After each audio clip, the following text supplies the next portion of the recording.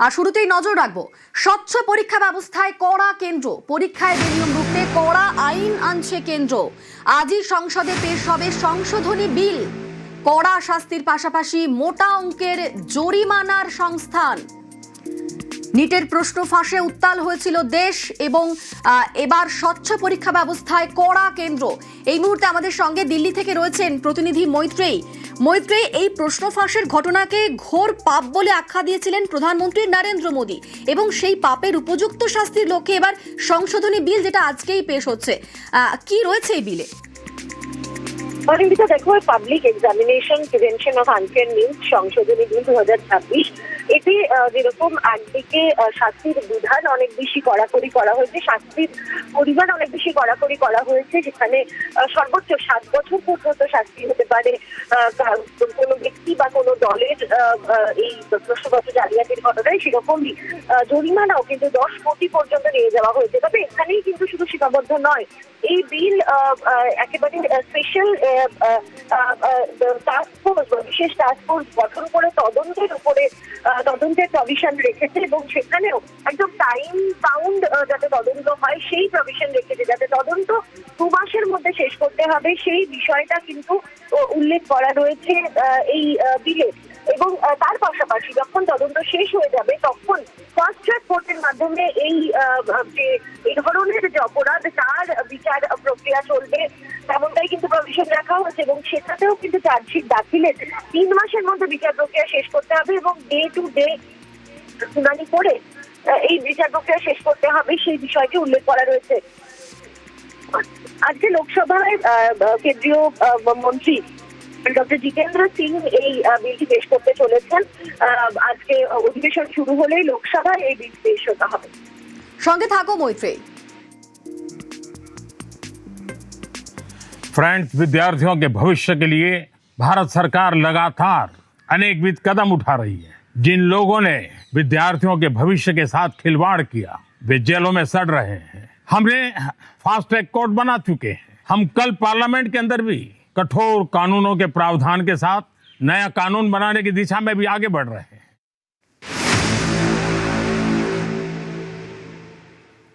স্বচ্ছ পরীক্ষা ব্যবস্থায় কড়া কেন্দ্র, ডিজিটাল বিপ্লবের বিশ্বকর্মাকে দায়িত্ব। প্রধানমন্ত্রী নরেন্দ্র মোদীর মাস্টার স্ট্রোক, টাস্ক ফোর্স গঠনের কথা ঘোষণা করেছেন প্রধানমন্ত্রী, আর টাস্ক ফোর্সের মাথায় নন্দন নিলেকানি। আমাদের সঙ্গে মৈত্রেয়ী রয়েছেন প্রতিনিধি। মৈত্রেয়ী, নন্দন নিলেকানির পরিচয় জানতে চাইবো এবং তারই সঙ্গে জানতে চাইবো যে দেশের ডিজিটাল বিপ্লবের বিশ্বকর্মা তাকে কেন বলা হয়? দেখুন, নন্দন নিলেকানি আমাদের খুব পরিচিত একটি নাম এবং একেবারে যাকে বলা হয় যে ডিজিটাল বিপ্লব শুধু নয়, টেকনোলজির ক্ষেত্রে দেশের মধ্যে অন্যতম প্রকৃতযশা নাম হচ্ছে নন্দন নিলেকানি। তিনি যে শুধুমাত্র কো ফাউন্ডার অফ ইনফোসিস, শুধু সেটাই নয়, তার সঙ্গে সঙ্গে তার মুকুটে রয়েছে একাধিক পালক। তিনি ইউনিক আইডেন্টিফিকেশন যে অথরিটি অফ ইন্ডিয়া রয়েছে তার চেয়ারম্যান ছিলেন, তার প্রতিষ্ঠাতার কাজ তিনি করেছেন। যে ডিজিটাল বিপ্লব আমরা এখন দেখছি, ডিজি যাত্রা যেটা রয়েছে, ডিজি লকারের সূত্রপাত এই হাত ধরেই কিন্তু নন্দন নিলেকানির হাত ধরেই কিন্তু হয়েছে। ফলে ডিজিটালে যে বিপ্লব বাংলায় দেখে দেখা গিয়েছে, সেই ডিজিটাল বিপ্লবের টনক বলা যেতে পারে নন্দন নিলেকানিকে।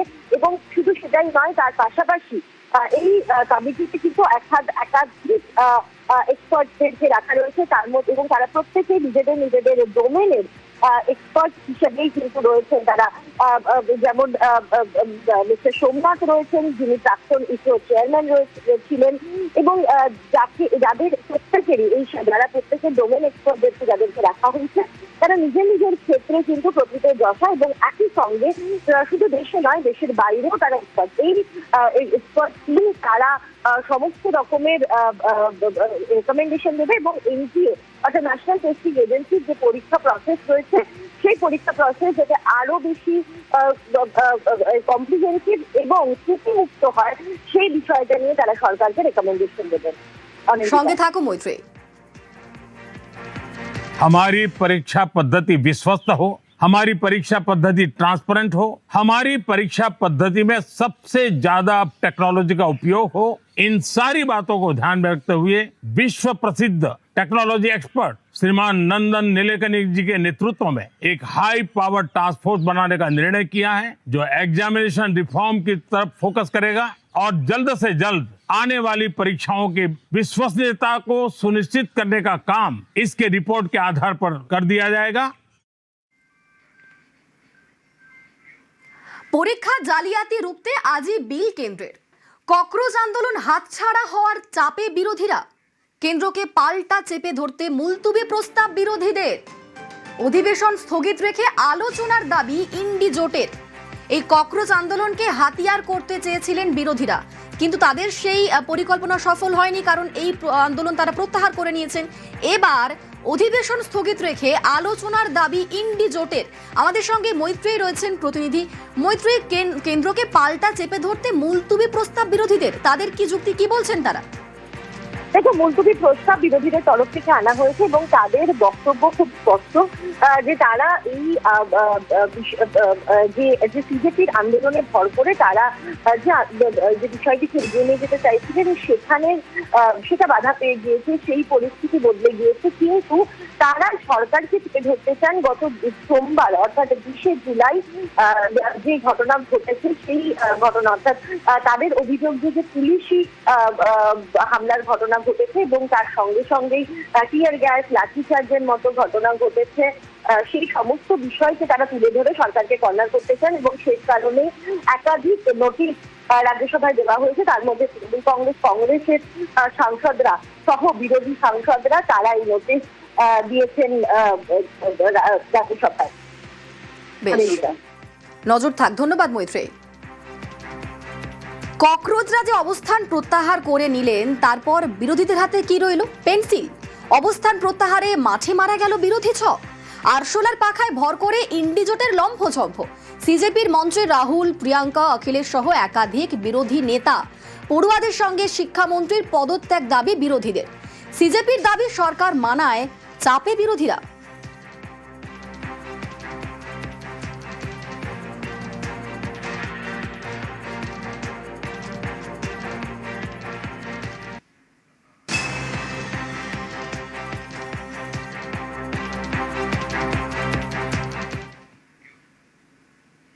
শুক্রের পর রবি, দুদিনের মাথায় ফের জেনজিদের মন বুঝতে মোহন কথা। ভালো, সংবেদনশীল, আবেগী, ভুরি ভুরি প্রশংসা করেই ছাত্রদের মনের কথা শোনার সওয়াল ভগবতের। নিট আন্দোলনের আবহে ইঙ্গিতপূর্ণ মন্তব্য আরএসএস প্রধানের। শুক্রবারও তিনি জেনজিদের মন বোঝার জন্য বার্তা দিয়েছিলেন, আর রবিবার আবারও জেনজিদের মন বুঝতে মোহন কথা, ভালো, সংবেদনশীল, আবেগী, ভুরি ভুরি প্রশংসা করেছেন এবং ছাত্রদের মনের কথা শোনার সওয়াল ভগবতের। নিট আন্দোলনের আবহে ইঙ্গিতপূর্ণ মন্তব্য আরএসএস প্রধানের। जनजी अच्छी रहती है, वो अनुकरणशील रहती है, इमोशनल रहती है, बहुत ठंडे दिमाग से विचार नहीं करती है, और जो उनके संपर्क में वो अगर दिखने में प्रामाणिक हो तो उनको अपील करता है। সরকারের কাছে ছাত্ররাই প্রধান, দেশের যুবরাই প্রধান, তা বারবার স্পষ্ট করেছে বিজেপি সরকার। এবার নিট সফল পড়ুয়াদের সংবর্ধনা দেবে রাজ্য সরকার। আগামীকাল নিট সফল পড়ুয়াদের সংবর্ধনা। আমাদের সঙ্গে সোমরাজ রয়েছেন প্রতিনিধি, আরো বিস্তারিত জানাবে সোমরাজ। দেখো, আগামীকাল বিকেল 5টার সময় নবান্ন সভাঘরে এই সংবর্ধনা অনুষ্ঠান হবে এবং রাজ্য সরকারের তরফে 100 জন পড়ুয়াকে সংবর্ধনা দেওয়া হবে যারা নিট সফল হয়েছে। রাজ্যের তরফে এই প্রথম নিট উত্তীর্ণ বা নিট সফল পড়ুয়াদের সংবর্ধনা দেওয়া হচ্ছে, যেখানে যেটা সূত্র মারফত খবর হচ্ছে তাদের অভিভাবক অভিভাবিকাদেরও আমন্ত্রণ জানানো হচ্ছে। অর্থাৎ আগামীকাল বিকেল 5টার সময় যে সংবর্ধনা অনুষ্ঠান, যেখানে উপস্থিত থাকবেন খোদ মুখ্যমন্ত্রী শুভেন্দু অধিকারী, সেখানে প্রায় 400 জনেরও বেশি আমন্ত্রিত অতিথি হিসেবে থাকতে চলেছেন, যেখানে বিভিন্ন মেডিকেল কলেজের অধ্যক্ষরাও থাকতে চলেছেন বলে সূত্র মারফত খবর। অবশ্যই দেখো, সাম্প্রতিক সময় নিট নিয়ে যে একের পর এক আলোচনা, বিতর্ক এবং শুধু তাই নয়, ন্যাশনাল টেস্টিং এজেন্সিকে যে নতুন ভাবে সাজানোর প্রক্রিয়া শুরু হয়েছে, সেই আবহে রাজ্যের তরফে প্রথম 100 জন সফল পড়ুয়া যারা এ রাজ্যে সফল হয়েছেন, যারা আগামী দিনে মেডিকেল কলেজগুলিতে পড়তে যাবেন, তাদেরকে সংবর্ধনা দেওয়ার অনুষ্ঠান নিঃসন্দেহে গুরুত্বপূর্ণ। তার কারণ রাজ্যে এতদিন ধরে যে রীতি ছিল, যেখানে দেখা গিয়েছিল মাধ্যমিক, উচ্চ মাধ্যমিক, সিবিএসই, আইএসসি, আইসিএসসি কৃতি পড়ুয়াদের সংবর্ধনা দেওয়া হতো, কিন্তু নিটের সফল পড়ুয়াদের সংবর্ধনা দেওয়ার রীতি ছিল না। নয়া সরকার এবার নিটের সফল পড়ুয়াদের সংবর্ধনা দেওয়ার রীতি শুরু করলো। মঙ্গলবার বিকেল 5টায় নবান্ন সভাঘরে এই অনুষ্ঠান হতে চলেছে বলে সূত্র মারফত খবর। বেশ, ধন্যবাদ সোমরাজ। এবার যে খবরের দিকে নজর রাখবো, মানব পাচারের অভিযোগে এনআইএর জালে দুর্গাপুরে এনআইএর অভিযান এবং তাতেই গ্রেফতার করা হয়েছে একজনকে। মানব পাচারের অভিযোগে ধৃত লেবার কন্ট্রাক্টর। ভোরে দুর্গাপুরের মেন গেটে এলাকায় তল্লাশি চালানো হয় এবং তারপরই গ্রেফতার করা হয়েছে একজনকে। আমাদের সঙ্গে অর্পণ রয়েছেন প্রতিনিধি। অর্পণ, যাকে গ্রেফতার করা হয়েছে তার পরিচয় কি, কে সে, এবং এই মানব পাচার চক্রে তার ভূমিকা কি, কিরকম চক্র চলতো? দেখো, একেবারেই এই মানব পাচার যে চক্রে যে অভিযুক্ত গ্রেপ্তার করা হয় গুলাম জামাল তার নাম, এবং সে ছত্তিশগড়ের বাসিন্দা এবং দুর্গাপুরের যে স্টিল পার্ক রয়েছে মেন গেট, সেখানে একটি ভাড়া বাড়িতে তিনি বেশ কয়েক বছর ধরে তিনি থাকতেন এবং একটি টায়ারের দোকানে কাজ করতেন বলে জানা যায়। এবং এই যে গুলাম জামাল যাকে গ্রেপ্তার করেছে এনআইএ, তার বিরুদ্ধে যে অভিযোগটা উঠে আসছে, যেটা জানতে পারা যাচ্ছে, তিনি লেবার সাপ্লাইয়ের কাজ করতেন ভিন দেশে এবং সেখান থেকেই তার চক্র, এবং যেটা দেখা যাচ্ছে যে ভিন দেশে যে লেবার পাচার করতো, সেই লেবার পাচারের যে অভিযোগ রয়েছে সেখানে কিন্তু জঙ্গি যোগ রয়েছে কিনা, এবং সেখানে যেটা জানা যাচ্ছে যে এই লেবার পাচার যখন তিনি করতেন লেবার সাপ্লাইয়ের কাজ, সেখানে নাকি ট্রেনিং করানো হতো এই লেবারদের কোনো জঙ্গি সংগঠনের সূত্র মারফত, এমনই অভিযোগ আসছে, সেই খবরই উঠে আসছে। এবং এই গোটা ঘটনায় কিন্তু এনআইএর আধিকারিকরা তারা তদন্ত শুরু করেছে এবং তাকে গ্রেপ্তার করে আজ এই মেন গেটের যে ভাড়া বাড়ি, সেই বাড়ি থেকে তাকে গ্রেপ্তার করে নিয়ে যায় এনআইএর আধিকারিকরা। তার সাথে আর কোনো জঙ্গি যোগ রয়েছে কিনা তাও কিন্তু পাশাপাশি করছে এনআইএর আধিকারিকরা। বেশ, ধন্যবাদ। আরো একবার জানাই, মানব পাচারের অভিযোগে এনআইএর জালে দুর্গাপুরে এনআইএ অভিযানে গ্রেফতার করা হয়েছে একজনকে। মানব পাচারের অভিযোগে ধৃত লেবার কন্ট্রাক্টর। ভোরে দুর্গাপুরের মেন গেট এলাকায় তল্লাশি চালানো হয় এবং তাতেই গ্রেফতার করা হয়েছে লেবার কন্ট্রাক্টরকে। মধ্যপ্রাচ্য সহ বিভিন্ন দেশে মানব পাচারের অভিযোগ।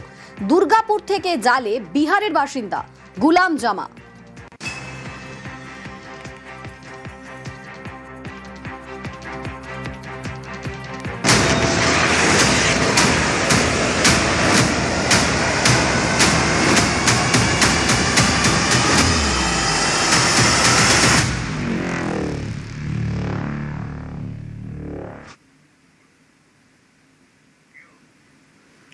শিলিগুড়ি করিডোর, অনেকে বলেন চিকেন স্নেক, মুরগির গলা।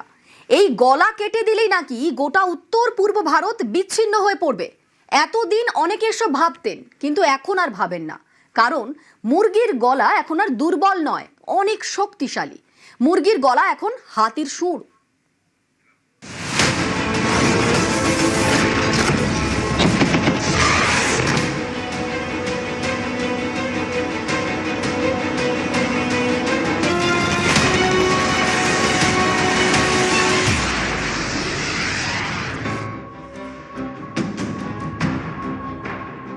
চিকেন স্নেক কথাটা তো কয়েনেজ করেছিল শারজিল ইমাম, এবং সেটা ভারতের একটা দুর্বলতাকে বোঝানোর জন্য করা হয়েছিল, যে ভারত খুব দুর্বল এই জায়গাটাতে, এবং এইখানটা দিলে আমি যদি এই জায়গাটাকে বিচ্ছিন্ন করে দিতে পারি তাহলে গোটা নর্থ ইস্টের 7টি স্টেট ভারতের থেকে আলাদা হয়ে যাবে। এটা এক ধরনের একটা থ্রেট পশ্চারিং ছিল, এবং যেটাকে আমরা শিলিগুড়ি করিডোর বলি, সেটারই কয়েনেজ হচ্ছে চিকেন স্নেক, দুর্বলতা বোঝানোর জন্য। শিলিগুড়ি করিডোর কথাটার মধ্যে কোনো দুর্বলতা নেই, কিন্তু চিকেন স্নেকের কথাটার মধ্যে একটা দেখানো ভাব আছে যে দেখো মুরগির গলা টিপে ধরলে মুরগিটি যাবে আর কি, মারা যাবে। তথ্য বলছে গত 10 থেকে 12 বছরে একটু একটু করে বদলে গেছে শিলিগুড়ি করিডোর। অনেকেই প্রশ্ন করেন, দুর্বল এলাকা হঠাৎ শক্তিশালী হয়ে উঠল কিভাবে, মুরগি হাতি হলো কিভাবে। পরিকাঠামোর উন্নয়ন থেকে সীমান্ত সুরক্ষা ব্যবস্থা, ধাপে ধাপে দুর্বল শিলিগুড়ি করিডোরকে দেশের অন্যতম শক্তিশালী এলাকায় পরিণত করে ফেলেছে ভারত। চিকেন স্নেককে কেন্দ্র করে সেনার ত্রিভুজ বেস ক্যাম্প তৈরি করেছে ভারত। অসমের ধুবড়িতে লাচিত বরফুকন সেনা ছাউনি, বিহারের কিষানগঞ্জ এবং বাংলার চোপড়ায় সেনার ফরওয়ার্ড পোস্ট শিলিগুড়ি করিডোরে সেনার শক্তি অনেকটাই বাড়িয়ে দিয়েছে।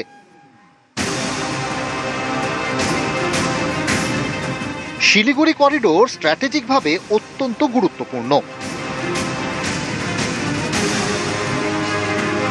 একটু থ্রেডগুলোকে বলে দিই যে এখানে আপনার 130 কিলোমিটার ধরে চুম্বি ভ্যালি, তারপরে হচ্ছে ডোকলামের ঝাম্পেরি রিচ থেকে এই যে জায়গাটা আমাদের Siliguri corridor direct line of sight দেখা যায়, মানে আপনি টেলিস্কোপ দিয়ে দেখতে পাবেন। এটার দূরত্ব হচ্ছে 100 কিলোমিটার। আচ্ছা, ঠিক আছে, মানে এটা এখান থেকে যে থ্রেডটা আসতে পারে সেটা হচ্ছে ডাইরেক্ট আর্টিলারি কিংবা মিসাইলের থ্রেড। আর তারপরে হচ্ছে আপনার লালমনিরহাট বাংলাদেশে। লালমনিরহাটে চীন অলরেডি একটা সেকেন্ড ওয়ার্ল্ড ওয়ারের একটা পরিত্যক্ত এয়ারফিল্ডকে ওরা আবার রিভাইভ করার কথা প্ল্যান দিয়েছিল এবং ইউনিট সরকার মোটামুটি সেটা এগ্রিও করেছিল। এই সরকার কি করবেন আমার জানা নেই। ভারত এখন তৈরি। শিলিগুড়ি করিডোরে শুধু বেস ক্যাম্প বানানোই হয়নি, সেখানে এখন রয়েছে BrahMos supersonic missile, S-400 defence system, আছে সেনার ত্রিশক্তি বাহিনী, বর্ডারে স্মার্ট ফেন্সিং, ডিফেন্স এবং অ্যাটাকের যুগলবন্দি। আপনার ওখানকার যে ফোর্টিফিকেশন প্ল্যানের মধ্যে কিন্তু শুধু S-400 ডিফেন্সের জন্য রয়েছে, আর S-400 কিছুটা অফেন্সিভও। আমাদের ওখানে ব্রাহ্মসের ব্যাটারি এসছে, ব্রাহ্মসের ব্যাটারি আছে। আচ্ছা, ওখানে ব্রাহ্মস কিন্তু মানে আগেই বসে গেছে। আচ্ছা, এগুলো যেগুলো হচ্ছে কোথায় রাখা রয়েছে? ব্রাহ্মস দেখুন এক্সাক্ট লোকেশন আমরা কেউ জানি না, কিন্তু ব্রাহ্মস ব্যাটারি ওখানে অলরেডি। হাসিমারায় যে রাফাল রয়েছে সেটা তো আমাদের জানা। আর হাসিমারা তো ইন্ডিয়ার সেকেন্ড রাফাল বেস। এবার আপনার এদিকে আপনার ব্রাহ্মসটা হচ্ছে সারফেস টু এয়ার হবে, ঠিক আছে তো, যে এখানে যে ব্রাহ্মসটা রয়েছে। আর ওদিকে আপনার তেজপুরে যেটা রয়েছে, তেজপুরে আপনার রয়েছে সুখোই 30 MKI এর জায়গা, ওটা প্রচুর রয়েছে ওখানে। সামরিক শক্তির পাশাপাশি খেলা বদলে দিতে প্রয়োজন পরিকাঠামো, সেটাও নজরে আছে। কেউ কখনো যেটা ভাবতে পারেননি সেটাই করতে শুরু করেছে ভারত। 40 কিলোমিটারের একটা রেলপথ হতে চলেছে গেম চেঞ্জার। উত্তর দিনাজপুরের ডুমডাঙ্গি থেকে রাঙাপানি হয়ে বাগডোগরা এয়ারবেস। 40 কিলোমিটারের এই লাইন যাবে মাটির নিচ দিয়ে। সাধারণ ট্রেন লাইন নয়, সেনার সব যুদ্ধ সরঞ্জাম বহন করতে সক্ষম এই রেলপথ। দেখুন, যোগাযোগটা একটা খুব বড় জিনিস, কারণ আজকালকার দিনে একটা কোনো জায়গাকে যদি যোগাযোগ বিচ্ছিন্ন করে দেওয়া যায়, সেখানে মিলিটারি সাপ্লাই, খাবার দাবার থেকে আরম্ভ করে ট্রুপ মুভমেন্ট থেকে আরম্ভ করে সবই, গ্রাউন্ড ট্রুপ মুভমেন্ট থেকে আরম্ভ করে ট্যাঙ্ক যাওয়া থেকে আরম্ভ করে সবই আটকে যেতে পারে। সেই rail track normal rail track না, সেখানে যেন হেভি অ্যাক্সেল লোড নেওয়া, এমনকি মেইন ব্যাটেল ট্যাঙ্ক পর্যন্ত ক্যারি করে নিয়ে যাওয়া যাবে সেই ধরনের একটা রেলপথ তৈরি হচ্ছে। তার সঙ্গে সড়কপথ রয়েছে পাশাপাশি। মাটি 34 মিটার দিয়ে নিচে দিয়ে যাওয়া, সেটা হচ্ছে একটা মানে মার্ভেল অফ ইঞ্জিনিয়ারিং। এবং তার ফলে হচ্ছে যে ওপর থেকে বোমা বর্ষণ করুন, যাই করুক, এমনকি বাংকার বাস্টারের মতন হেভি যেগুলো ফোর্টিফিকেশনগুলোকে ভাঙার যে বোমাগুলো আছে, সেগুলোও যদি ফেলা হয় তাহলেও আমাদের রেলপথের কিছুই হবে না। সুতরাং আমাদের একটা নিরবিচ্ছিন্ন যোগাযোগের রাস্তা তৈরি হয়ে রয়েছে। ফুটবলে একসময় গোলকিপারকে বলা হতো লাস্ট লাইন অফ ডিফেন্স। আধুনিক ফুটবলে goalkeeper first line of attack. Modi সরকারের আমলে সীমান্তবর্তী গ্রামগুলোকেও এভাবেই তৈরি করা হচ্ছে। সীমান্তের শেষ গ্রামটাই এখন প্রথম গ্রাম, ভাইব্রেন্ট ভিলেজ।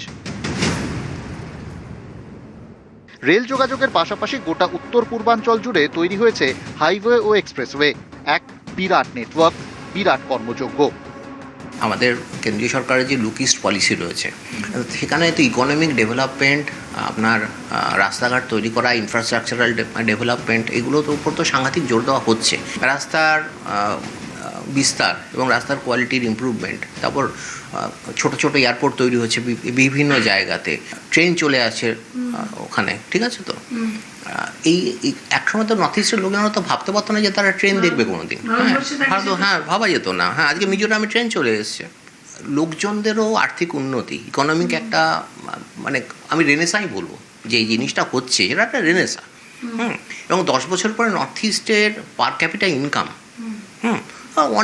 অনেক ওপরে চলে যাবে। এমনিতেই আমাদের এখানকার নর্থ ইস্টের লোকজনরা অত্যন্ত দেশপ্রেমী লোকজন। তারপরও ইকোনমিক ডেভেলপমেন্ট থেকে আরম্ভ করে এত ইনফ্রাস্ট্রাকচারাল যে ইমপ্রুভমেন্টগুলো হচ্ছে, এগুলো তো মানে এগুলো তো দেখুন, দেশের মানুষই তো আমাদের দেশের সবচেয়ে বড় জোর। তারা যদি খুশি থাকে, হ্যাঁ, তারা তো ফার্স্ট লাইন অফ ডিফেন্স। শুধু সেনার সংখ্যা বাড়িয়ে নয়, শুধু অস্ত্র ভাণ্ডার বাড়িয়েও নয়, গুরুত্বপূর্ণ এলাকার জন্য মাল্টি লেয়ার স্ট্র্যাটেজিতে ভর করে গত কয়েক বছরে ভোল বদলে গেছে শিলিগুড়ি করিডোরের। কেউ মুরগির গলা ভেবে এগোলে বিপদে পড়বে, হাতির সুর পেঁচিয়ে একেবারে ধরাশায়ী করবে।